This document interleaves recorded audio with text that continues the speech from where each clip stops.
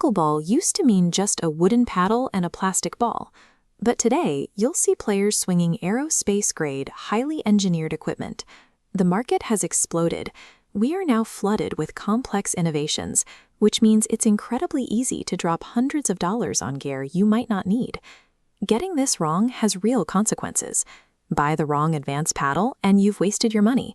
Ignore foundational gear and you risk a joint injury that keeps you off the court entirely. That's why we need to talk about skill-matched upgrades. A piece of equipment is only as valuable as your physical ability to use it. This matrix maps out your next investment. The vertical axis is cost and complexity, ranging from inexpensive foundational items to premium high-tech gear.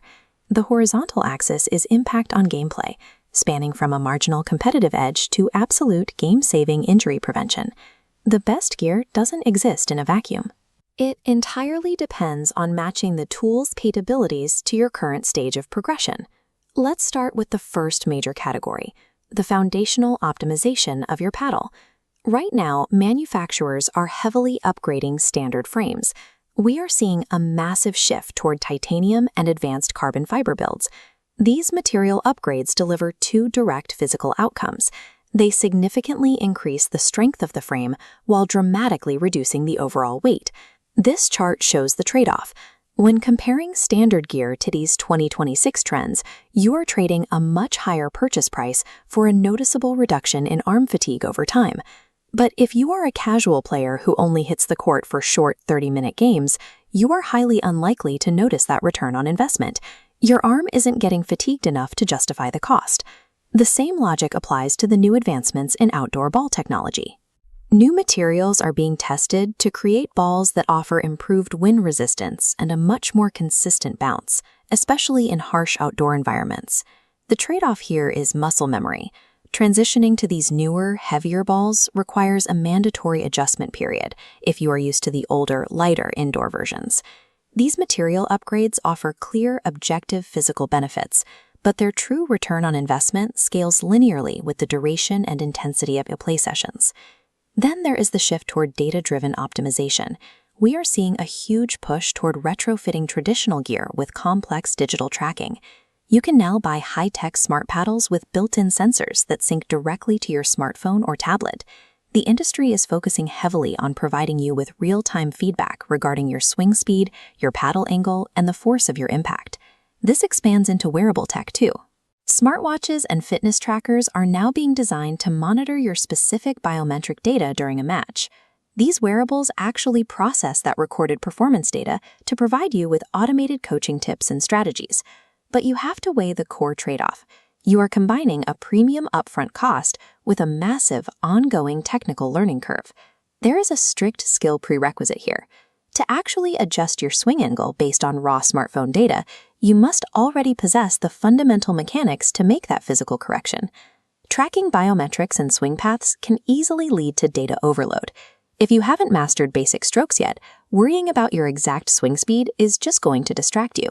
Smart Gear functions exclusively as a micro-refinement tool for seasoned players who have plateaued. If you are still learning the basics, it is effectively useless as a teaching tool. So let's step away from the high-tech solutions and look at the most basic foundational gear investment possible: footwear. Many players start out wearing generic all-purpose running sneakers. The critical transition happens when you upgrade to court-specific pickleball shoes. These shoes give you lateral agility technology. That means advanced grip, superior cushioning, and the structural support necessary for aggressive sideways movement. Yes, it adds a specialized single-use item to your wardrobe budget, but it is the single best way to prevent joint injury and stop you from slipping on the court. We're also seeing practical upgrades in functional apparel, like shirts with built-in UV protection for outdoor play and shorts with pockets designed to hold balls. Foundational gear like proper footwear offers the highest immediate, undeniable return on investment for absolutely every player, simply by keeping you safely on the court. To map out your ideal 2026 loadout, we can use a definitive decision framework. This chart is a decision tree flowchart, and it starts with one core question. Are you experiencing joint pain or slipping on the court? If the answer is yes, stop right there. The only acceptable upgrade for you right now is dedicated court footwear. Next is the newbie blueprint. If you answer yes to the question, "Are you a beginner?" you need to focus entirely on comfort and avoiding the tech tax. For this group, standard graphite or aluminum paddles with ergonomic handles are the perfect choice. They allow you to comfortably learn your mechanics without overspending. Finally, we have the seasoned blueprint. If you answer yes to "Are you plateauing in tournaments?" you have locked in your mechanics and are chasing marginal gains. In this case, investing in lighter carbon fiber or titanium paddles is the ideal physical upgrade to reduce fatigue during those long matches.